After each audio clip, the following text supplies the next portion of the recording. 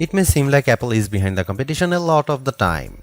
The company appeared to be slow to developments like widgets, bezel-less displays with camera notches and screens with high refresh rates. And with the iPhone 16 Pro, it appears to once again be late to the party, bringing generative AI features and a real button for the camera to its 2024 flagship. But if you will allow me to play therapist for a moment, I think it's not that Apple is slow, I think Apple is cautious, perhaps overly so. Caution on its own isn't a bad trait, in fact, it could be considered thoughtful rather than rushed to the cutting edge with its peers. Apple delivers, usually finding a slightly different approach that is often an improvement on what's out there. Just look at the Vision Pro headset or Apple Silicon, or even the iPod, the iPad, and the AirPods, which were far from the first of their kind when they launched. With the iPhone 16 Pro, the focus is on cameras and Apple Intelligence. The problem is Apple Intelligence isn't quite here yet. We can test some features in the developer beta that's currently available, but that's not necessarily the same as the experience the public will get when the update rolls out in October. It's not unprecedented for new iPhones to launch without some marquee features, sure, and thankfully there is still plenty that the iPhone 16 Pro brings. From camera control, the Fusion camera, and other video related updates to slightly bigger displays and iOS 18, the iPhone 16 Pro and Pro Max are intriguing successors, even absent the wanted intelligence features that are still to come. Even if you are not a glutton for buttons, there are still some camera updates that might intrigue you. This year's flagships sport what Apple calls a 48 megapixel Fusion camera, which has a faster quad pixel sensor. This enables what the company describes as zero shutter lag, which is wording it has used repeatedly over the years. In this case, it's referring to how quickly the camera will capture a shot after you press the shutter button. I will admit I was initially confused by this update, in part because it requires relearning some behaviors I had adopted to mitigate the shortfalls of older cameras.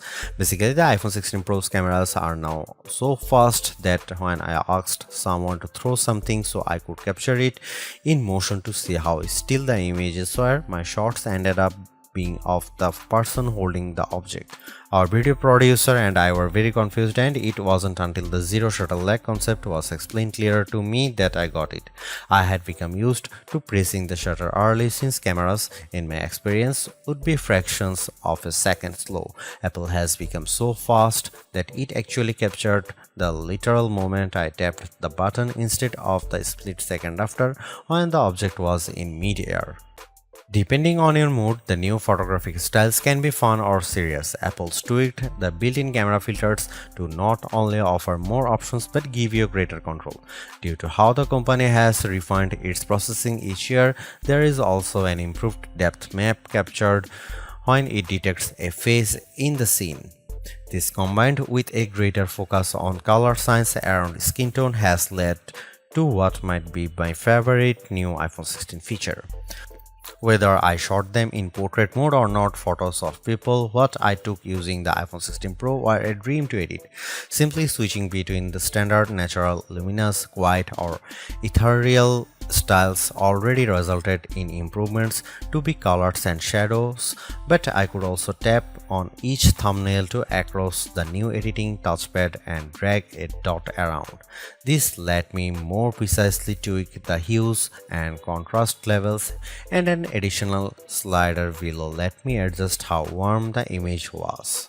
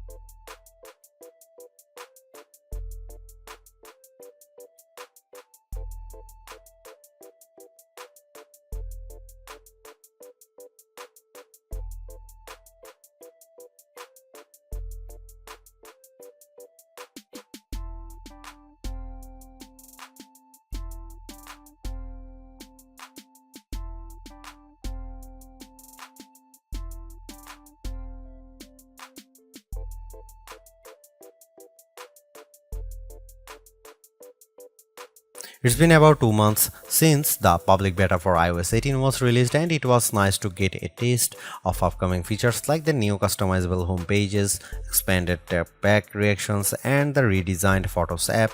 With the iPhone 16 launch, iOS 18 is basically ready for prime time with some caveats. This year, more than ever, it's hard to figure out what's coming to your iPhone and what isn't.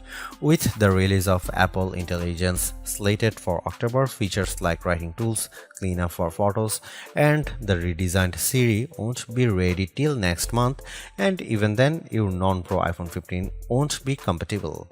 Plus, some features that were teased at WWDC like Genmoji still haven't been added to the iOS 18.1 developer beta, which is where most Apple Intelligence features have been arriving as a preview for app makers.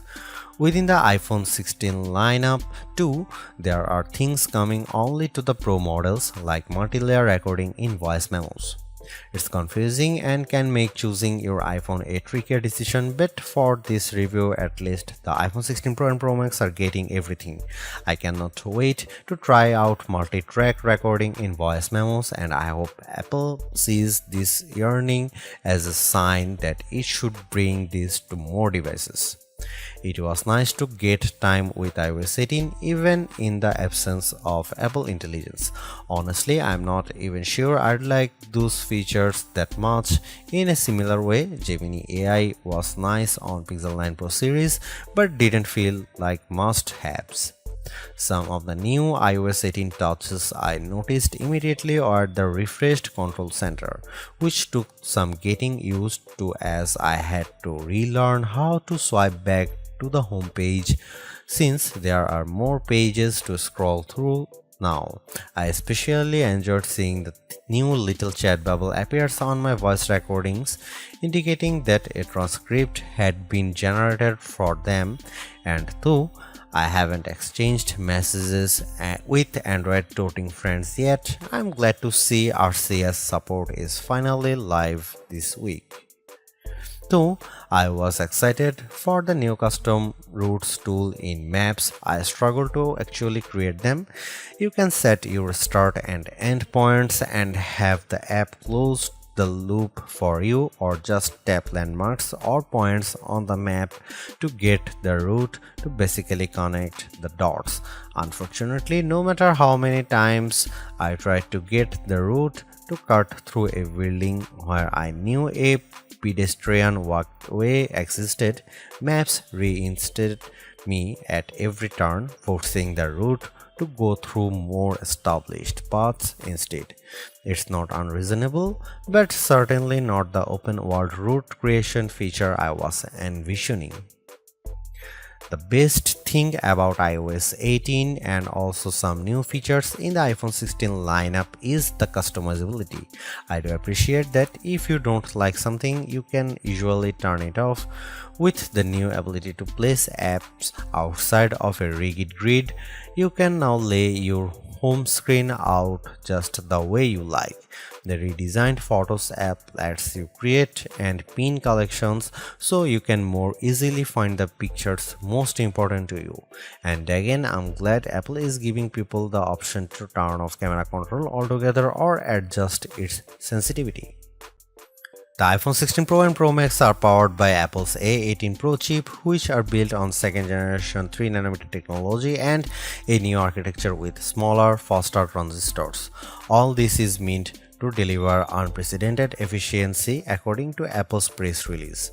Some small software glitches aside, I have never run into slowdown on the iPhone 16 Pro, but I was certainly surprised by the smaller handset's battery life. In general, the iPhone 16 Pro would barely last a full day, which is reminiscent of the iPhone 15 Pro too. It's worth noting that before this review, I was primarily using an iPhone 15 Pro Max as my daily driver, which usually gets through a day and a half with no problem, so the drop in endurance is even more pronounced for me.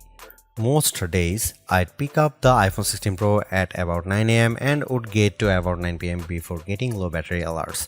If I started the day a bit later, closer to 11 am, for instance, I got to 1 am before the iPhone 16 Pro ran completely dry.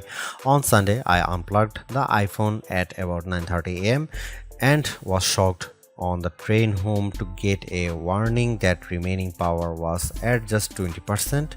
It was only 6:50 pm. And the night had barely just started. You'll significantly better battery life on the iPhone 16 Pro Max, which delivers the same almost 2-day runtime as its predecessor. And sure, a phone with a smaller battery not lasting as long makes mathematical sense.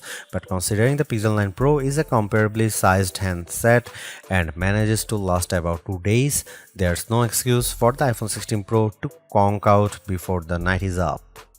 One of the best things about the iPhone 16 Pro lineup is that unlike last year, there isn't much of a trade-off in cameras if you opt for the smaller device. The iPhone 15 Pro Max had a 5x telephoto zoom camera, and while the iPhone 15 Pro only went up to 3x.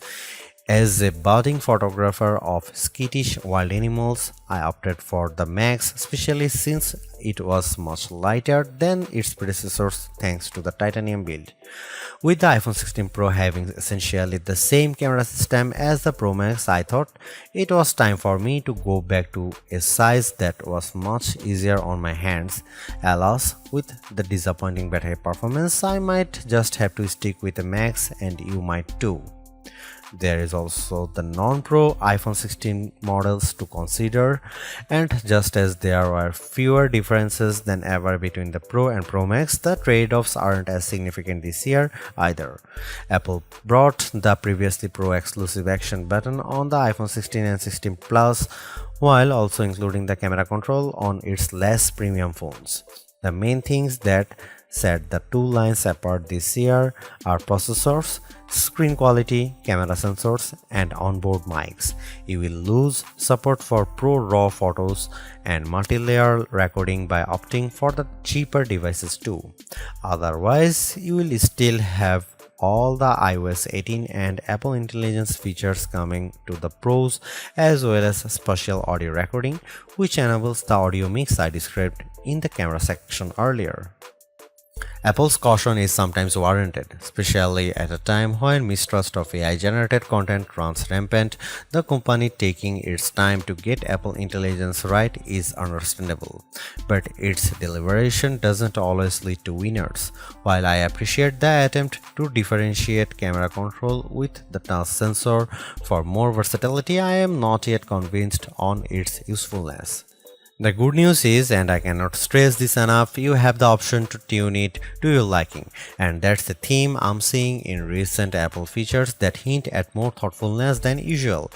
If you don't like something, or if something isn't right for your needs, you can adjust or disable it.